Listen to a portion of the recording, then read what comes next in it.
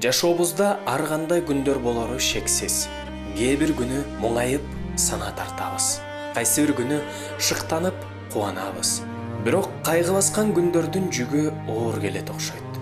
Ал күндөрдө өзүбүздү коерго жер таба албай, эч бир сөз жакпай, баарынан алыс кетип, эч ким менен сүйлөшпөй, тып-тынч отуруп ыйлагыбыз келген күндөр болот.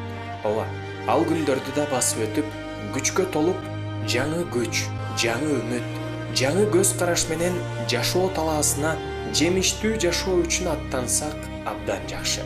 Бирок ал күндөр оорундук кылып жеңип баратса, сиз өзүңүздү керексиз адамдай сезишиңиз мүмкүн.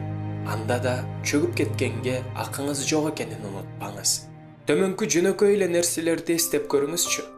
Кимдир бирөө күн сайын эртең менен сиз берген сүйүктүү чыныдан чай ичет. Бүгүн кимдир бирөө радиодон сизди эске салган ырды укту. Кимдир бирөө сиз ага сунуштаган китепти сүңгүп окуп жатат. Жумуштан келе жатып, сиз айткан тамашаңызды бирөө эстеп жылмайып койду. Азыр кимдир бирөө өзүн бир аз көбүрөөк баалайт. Анткени сиз аны шыктандырган жагымдуу сөздөрдү айткансыз. Бир учурда сиз белек кылган кийимди кимдир бирөө аябай жактырып кийет. Сиздин сыйынууларыңыз кимдир бирөөнүн өмүрүндө олуттуу ролду ойногон. Сиздин кайсы бир сүйлөшүүңүздөн кийин бирөөнүн жашоосу жаңы багытка бурулган. Эч качан өзүңүздү пайдасыз адам катары эсептебеңиз. Жок, андай болушу таптакыр мүмкүн эмес. Анткени ага өтө олуттуу себеп бар.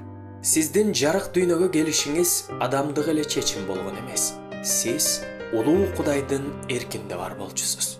Ал сизди абдан сүйүп, энеңиздин курсагында чеберчилик менен токуган. Кудай өзүнүн ошондой керемет эмгегин унутуп коймок беле. Ал сиздин өмүрүңүздөгү бир дагы күнгө кайдыгер караган эмес. Ал сизге жакын. Сиз кыйналып турганда сизди андан өтүп аяган, жардамга даяр турган эч ким жок. Мына ушул кайрадан жанданууга эң чоң себеп.